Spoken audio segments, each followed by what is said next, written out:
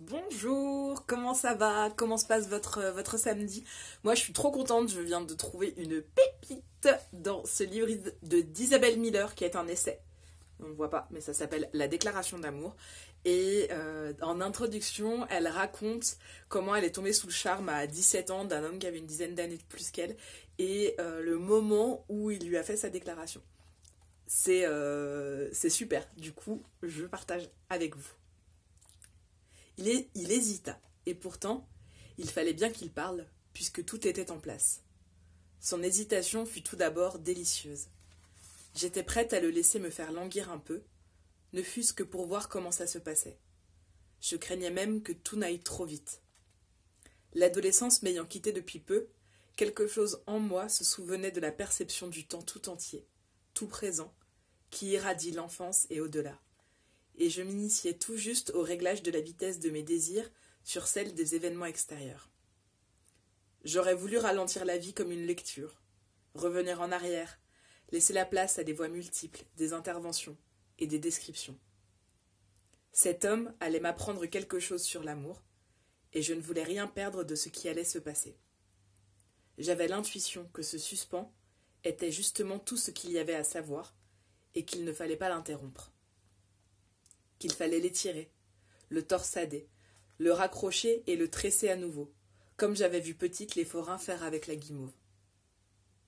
Aussi je me taisais, extérieurement, mais intérieurement je sentais un cœur qui battait en moi comme dans un livre.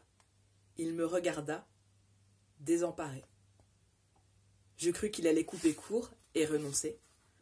Je fis diversion en harponnant le garçon en habit noir et blanc qui, son plateau au bout des doigts au-dessus de la tête, évitait les bords de table d'un coup de hanche digne d'un torero. À présent, il était totalement immobile, sauf un ongle qui agaçait un morceau de sucre emballé. Je ne pouvais pas être absolument sûre de ce qu'il allait me dire. Je me demandais comment il allait s'en sortir. D'un autre côté, je ne savais pas trop comment l'aider. C'était lui qui était censé avoir de l'expérience. Il avait fréquenté des femmes, et moi, seulement des fictions. Enfin, comme à regret, il dit « Je suis bêtement amoureux de toi ». Il nageait en plein désastre, aussi n'ai-je pas osé exprimer la moindre émotion. J'ai attendu qu'il poursuive, ou me prenne la main, ou me sourie, mais l'effort qu'il venait de fournir l'avait dévasté, et nous plongeait tous les deux dans un état de prudence extrême. Lui par contre-coup d'émotion, moi par perplexité.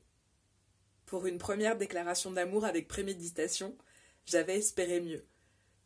Car enfin il aurait pu dire follement amoureux, terriblement amoureux, éperdument amoureux. En même temps, c'était inattendu, et il renouvelait le cliché. Bêtement modulait le poncif de la folie. Dans le seul mot de bêtement tenait tout son désarroi. Bêtement était son compliment, sa manière galante.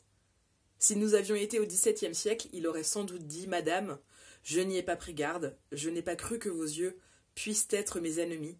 Pourtant, je suis vaincu. Quand bien même me serais-je défendu, résiste-t-on, etc. » Mais il n'avait trouvé aucune de ces joliesses qui séduisent. D'ailleurs, il ne cherchait pas à plaire.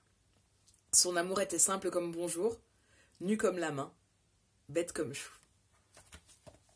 C'est pas une déclaration d'amour merveilleuse? On a souvent tendance à penser que les déclarations d'amour c'est comme dans les films, mais bien sûr que non. Et les plus belles déclarations, ce sont ces déclarations maladroites, inattendues, inopinées. Et c'est ça qui est merveilleux. Et c'est pour ça que j'adore demander à mes couples comment ils se sont rencontrés et quand est-ce qu'ils ont su que c'était la bonne personne.